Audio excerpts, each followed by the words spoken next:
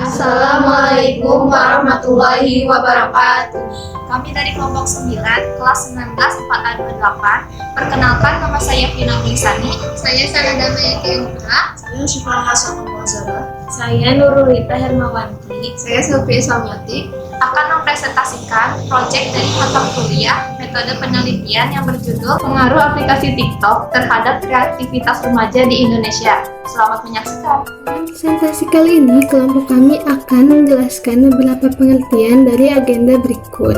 Yang pertama, media sosial, kedua, aplikasi TikTok, ketiga, kreativitas, keempat, remaja, kelima, metode penelitian, keenam, hasil penelitian, dan ketujuh, pembahasan. Pertama-tama saya akan menjelaskan pengertian media sosial. Media sosial berasal dari dua kata, yaitu media dan sosial. Kata media berasal dari bahasa Latin medius, yang secara harfiah berarti tengah, perantara, dan pengantar. Dalam bahasa Arab, media adalah perantara atau pengantar pesan dari pengirim kepada penerima pesan.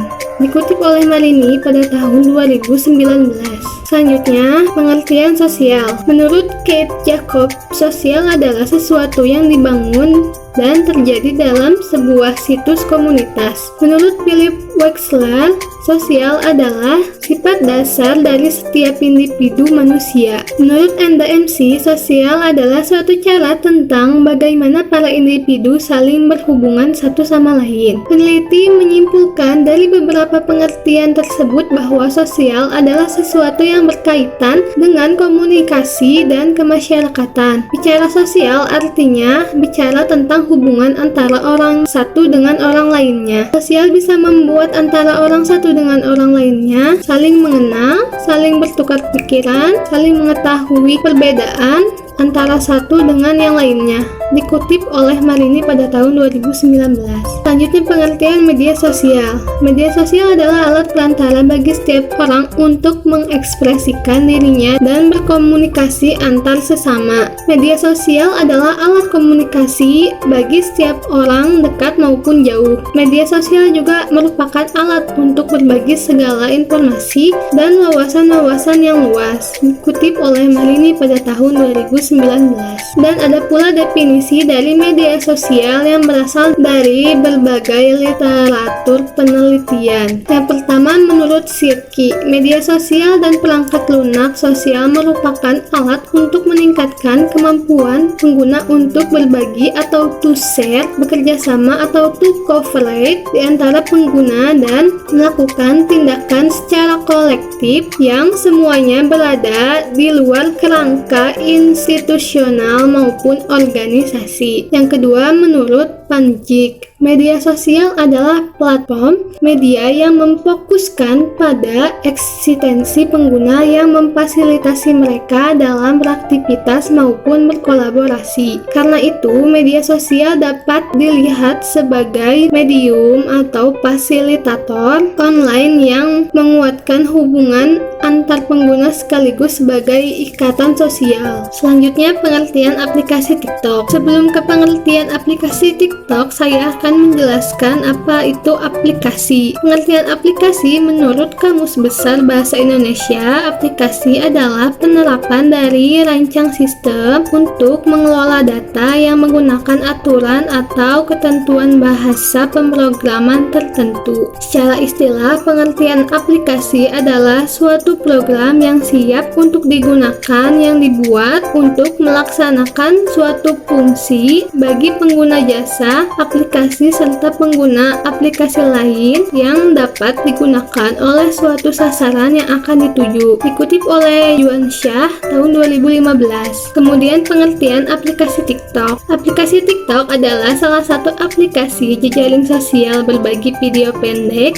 yang didukung dengan musik sehingga memungkinkan pengguna dapat membuat video, menyanyi, menari, ataupun bisa juga memberikan ilmu. Pembuat video didorong untuk membuat konten sekreatif mungkin dan sebebas-bebasnya untuk mengekspresikan imajinasi mereka semenarik mungkin. Selanjutnya, sejarah aplikasi TikTok. TikTok merupakan aplikasi sosial media yang menjadi budaya populer di Indonesia mulai awal tahun 2020 ini. TikTok sendiri dalam pelafalan bahasa Cina disebut Douyin, yang merupakan aplikasi video musik yang pada awalnya digunakan untuk hiburan lip sync lagu oleh penggunanya. Aplikasi ini berasal dari negeri Tiongkok yang diciptakan oleh ByteDance tahun 2016. Pada tahun 2017, aplikasi TikTok mulai masuk ke Indonesia. Namun pada saat itu, aplikasi ini dianggap norak dan ditolak oleh masyarakat Indonesia, dan pada puncaknya pada Juli 2018 dilakukan pemblokiran aplikasi TikTok di Indonesia oleh Kementerian Komunikasi dan Informatika, dikutip oleh Hasiholan dan Pramita dan Wahid pada tahun 2020. Selanjutnya, definisi kreativitas. Dari segi kognitifnya, kreativitas merupakan kemampuan berpikir yang memiliki kelancaran, keluasan, keaslian, dan perincian. Sedangkan dari segi afektifnya, kreativitas ditandai dengan motivasi yang kuat, rasa ingin tahu, tertarik dengan tugas majemuk, berani menghadapi resiko, tidak mudah putus asa, menghargai keindahan, memiliki rasa humor, selalu ingin mencari pengalaman baru, menghargai diri sendiri dan orang lain, dan sebagainya. Karya-karya kreatif ditandai dengan orisinilitas, memiliki nilai, dapat ditransformasikan, dan dapat dikondensasikan. Dikutip oleh Lestari dan Zakiyah pada tahun 2019. Faktor yang mempengaruhi kreativitas. 1. Faktor internal. Yang pertama, keterbukaan terhadap pengalaman dan rangsangan dari luar atau dalam individu. Yang kedua, keterbukaan terhadap pengalaman, yaitu kemampuan menerima segala sumber informasi dari pengalaman hidupnya sendiri dengan menerima apa adanya tanpa ada usaha defensi, tanpa kekakuan terhadap pengalaman-pengalaman tersebut. Dengan demikian, individu kreatif adalah individu yang mampu menerima perbedaan. Selanjutnya, evaluasi internal, yaitu kemampuan dalam menilai produk yang dihasilkan ciptaan seseorang, ditentukan oleh dirinya sendiri, bukan karena kritik atau pujian dari orang lain. Walaupun demikian, individu tidak tertutup dari kemungkinan masukan dan kritikan dari orang lain. Selanjutnya, kemampuan untuk bermain dan mengadakan eksplorasi terhadap unsur-unsur, bentuk-bentuk, konsep, atau membentuk kombinasi baru dari hal-hal yang sudah ada sebelumnya. Yang kedua, faktor eksternal. 1. Tersedianya sarana kebudayaan. Misalnya, ada peralatan, bahan, dan media. Yang kedua, adanya keterbukaan terhadap rangsangan kebudayaan bagi semua lapisan masyarakat. Yang ketiga, menekankan pada becoming dan tidak hanya being. Artinya, tidak menekankan pada kepentingan untuk masa sekarang, melainkan berorientasi pada masa mendatang. Yang keempat, memberi kebebasan terhadap semua warga negara tanpa diskriminasi, terutama jenis kelamin. Yang kelima, adanya kebebasan setelah pengalaman, tekanan, dan tindakan keras. Selanjutnya, keterbukaan terhadap rangsangan kebudayaan yang berbeda. Lalu, adanya toleransi terhadap pandangan yang berbeda, adanya interaksi antara individu yang berhasil, dan yang terakhir, adanya insentif dan penghargaan bagi hasil karya kreatif. Selanjutnya, remaja. Definisi remaja menurut Harlock tahun 1967 diartikan sebagai suatu masa transisi atau peralihan, yaitu periode di mana individu secara fisik maupun psikis berubah dari masa kanak-kanak ke masa dewasa. Jannah tahun 2016. Metode penelitian. Jenis metode penelitian yang kita gunakan yaitu jenis penelitian kuantitatif. Penelitian kuantitatif ini yaitu suatu jenis penelitian yang pada dasarnya menggunakan pendekatan deduktif-induktif. Pendekatan ini berangkat dari suatu kerangka teori, gagasan para ahli, maupun pemahaman peneliti berdasarkan pengalamannya. Kemudian dikembangkan menjadi permasalahan-permasalahan beserta pemecahannya yang diajukan untuk memperoleh pembenaran verifikasi atau penilaian dalam bentuk dukungan data empiris di lapangan. Diagram alir dimulai dari lalu pengaruh penggunaan aplikasi TikTok terhadap kreativitas remaja di Indonesia. memiliki dua data, yang pertama data primer dan data sekunder. Data primer berisi kuesioner dan wawancara, data sekunder berisi jurnal, artikel, dan berita. Lalu analisis data, pembahasan, kesimpulan, dan saran selesai. Selanjutnya, saya Vina Mulisani akan menjelaskan tentang metode penelitian. Pertama, sampel dan populasi. Populasi adalah wilayah generalisasi yang terdiri dari suatu objek atau subjek yang mempunyai kualitas dan karakteristik tertentu yang ditetapkan oleh penelitian untuk dipelajari dan kemudian ditarik kesimpulannya. Kemudian, sampel adalah bagian dari sejumlah karakteristik yang dimiliki oleh populasi yang digunakan untuk penelitian. Dalam penelitian ini, kami memilih target responden yaitu sebanyak 50 orang, sehingga pada penelitian ini adalah keseluruhan dari populasi. Populasi di sini adalah pengguna aplikasi TikTok berusia 11-20 tahun yang berada dalam usia remaja. Kemudian, yang kedua ada teknik sampling. Teknik sampling adalah bagian dari metodologi statistika yang berhubungan dengan pengambilan sebagian populasi. Nah, teknik sampling yang kami ambil dari penelitian ini adalah non-random atau purposive sampling. Sampling purposive ini adalah teknik penentu sampel dengan pertimbangan atau kriteria tertentu. Nah, kriteria yang kami butuhkan dalam penelitian ini yaitu yang pertama pengguna aplikasi TikTok, yang kedua berusia 11-20 tahun, dan yang ketiga adalah bisa membaca dan menulis. Selanjutnya, instrumen penelitian. Instrumen penelitian adalah alat bantu untuk mengumpulkan suatu data dalam suatu proses penelitian sehingga dapat mempermudah kegiatan penelitian. Nah, instrumen penelitian yang digunakan pada penelitian kami, yang pertama ada kuesioner yang berisi pertanyaan-pertanyaan yang harus diisi oleh responden. Tujuan untuk kuesioner ini yaitu untuk mengetahui informasi mengenai kreativitas remaja yang menggunakan aplikasi TikTok. Targetnya yaitu remaja berusia 11-20 tahun. Kuesioner ini kami menggunakan Google Form yang kemudian link dari kuesioner ini kami bagikan melalui media sosial, baik itu melalui Facebook, Twitter, Line, WhatsApp, Instagram, dan masih banyak lagi, sehingga tercapai target sebanyak 50 orang. Kemudian yang kedua ada wawancara. Wawancara ini yaitu kegiatan langsung bertanya kepada responden. Nah, tujuannya yaitu untuk mengetahui pendapat lebih terperinci dari para remaja yang menggunakan aplikasi TikTok. Targetnya yaitu responden terdekat yang mengisi kuesioner.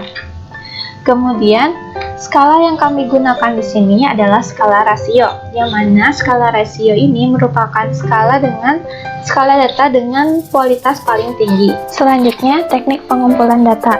Teknik pengumpulan data adalah suatu cara yang digunakan untuk mengumpulkan informasi atau fakta yang ada di lapangan. Nah, teknik pengumpulan data ini ada dua. Yang pertama ada data primer dan data sekunder. Yang pertama data primer. Data primer adalah kumpulan data hasil dari penelitian yang telah kita lakukan. Nah, di data primer, kami mengumpulkan data dari kuesioner dan wawancara. Kuesioner ini merupakan daftar pertanyaan yang harus diisi oleh responden untuk memperoleh informasi lebih lengkap mengenai suatu masalah. Sedangkan untuk wawancara adalah proses tanya-jawab antara pewawancara dengan narasumber. Selanjutnya, analisis data. Penelitian ini menggunakan metode penelitian survei, yang mana penelitian ini diambil dengan menggunakan kuesioner yang dibagikan sebagai alat pengumpulan data. Berikut ini adalah hasil penelitian.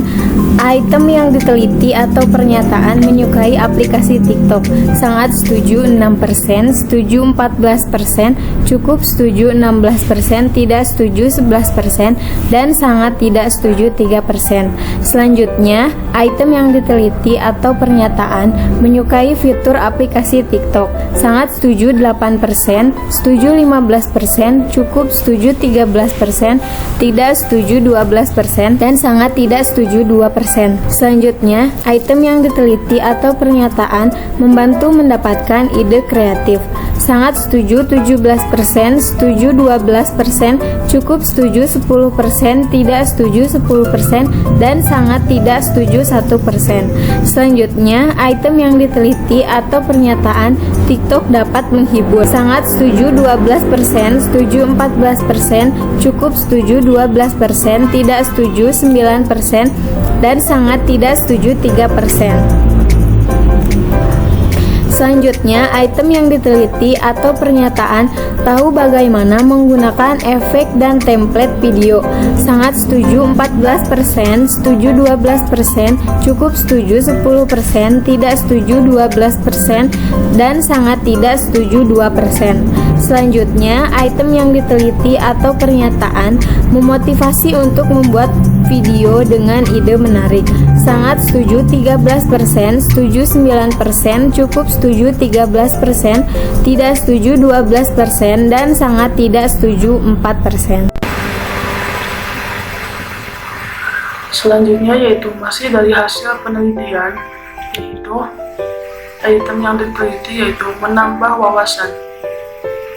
Berdasarkan hasil survei, dapat terlihat bahwa dari 50 responden dengan persentase 50% dalam pernyataan penambahan wawasan dengan pilihan sangat setuju yaitu dengan persentase 15%, setuju 12%, cukup setuju 11%, tidak setuju 9%, dan sangat tidak setuju yaitu 3%. Dan selanjutnya yaitu ingin berkarya di berbagai bidang. Berdasarkan hasil survei tersebut dapat terlihat bahwa dari 50 responden dengan persentase 50% dalam pernyataan ingin berkarya di berbagai bidang dengan pilihan sangat setuju yaitu 6%, dan setuju yaitu berjumlah 10%, dan cukup setuju yaitu 13%, dan tidak setuju yaitu 13%, dan sangat tidak setuju yaitu 8%. Selanjutnya yaitu pembahasan analisis data. Yang pertama yaitu uji validitas. Uji validitas merupakan sebuah indeks yang menunjukkan sejauh mana alat pengukur benar-benar mengukur apa yang akan diukur. Analisis pernyataan kuesioner yang diuji dicobakan kepada 50 responden telah dilakukan perhitungan dengan menggunakan program Microsoft Excel 2019. Hasil perhitungan tersebut sebagai berikut. Dari hasil perhitungan tabel ini, keseluruhan item yang telah diuji tidak terdapat kriteria item pernyataan yang tidak valid. Suatu item dikatakan valid jika R hitung lebih besar dari R tabel, sehingga bisa diartikan bahwa alat ukur yang dipakai yaitu kuesioner tepat dan berlaku untuk mengukur variabel yang diteliti. Selanjutnya yaitu uji reliabilitas. Uji reliabilitas digunakan untuk mengukur derajat konsistensi data dalam interval waktu tertentu. Rumus yang digunakan untuk dapat mengukur reliabilitas yaitu menggunakan rumus Cron-Bah-Alpha. Dari hasil perhitungan tabel ini, keseluruhan item yang telah diuji tidak terdapat kriteria item pertanyaan yang tidak reliable. Suatu item dikatakan reliable jika R hitung lebih besar dari R tabel, sehingga bisa diartikan bahwa alat ukur yang dipakai yaitu kuesioner tepat dan berlaku untuk mengukur variabel yang diteliti. Selanjutnya yaitu uji koefisien korelasi. Nilai koefisien korelasi digunakan untuk mengukur pengaruh aplikasi TikTok atau X terhadap kreativitas remaja atau Y. Dari hasil perhitungan di Microsoft Excel menunjukkan bahwa hasil yang didapat yaitu 0,2455 sehingga dapat disimpulkan bahwa pengaruh penggunaan aplikasi TikTok terhadap kreativitas remaja adalah sebesar 4,55%, sedangkan sisanya dipengaruhi oleh variabel luar yang diteliti. Yang selanjutnya yaitu uji linearitas. Uji linearitas digunakan agar dapat mengetahui apakah terdapat hubungan antara variabel bebas dan variabel terikat berbentuk linear atau tidak. Pengambilan keputusannya adalah saat DF lebih besar dari 0,05, maka hubungan antara variabel X dan Y dinyatakan linear. Apabila DF lebih kecil 0,05, maka hubungan antara variabel X dan Y dinyatakan tidak linear. Uji linearitas ini menggunakan aplikasi Microsoft Excel 2019. Dari data tabel di atas dapat dilihat bahwa nilai significance from linear adalah 0,75. Ini menunjukkan bahwa DF lebih besar dari 0,05 sehingga dapat disimpulkan bahwa ada hubungan linear antara X dan Y. Sekian dari kelompok kami, mohon maaf atas segala kesalahan. Wassalamualaikum warahmatullahi wabarakatuh.